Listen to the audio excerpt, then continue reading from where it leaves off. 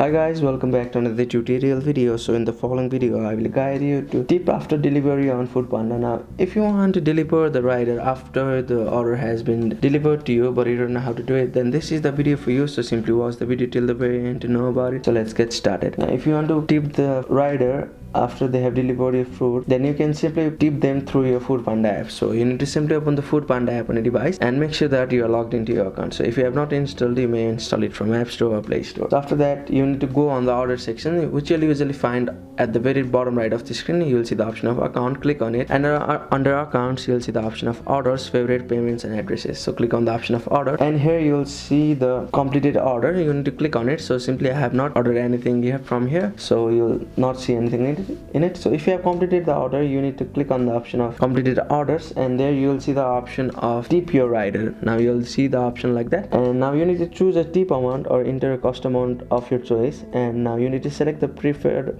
payment method, that is like wallet, card or anything which you think is good for you. So after that, you need to confirm the tip and it will be sent to the rider. If that option is not available on a device, you may simply tip the rider with some cash after they have delivered the food.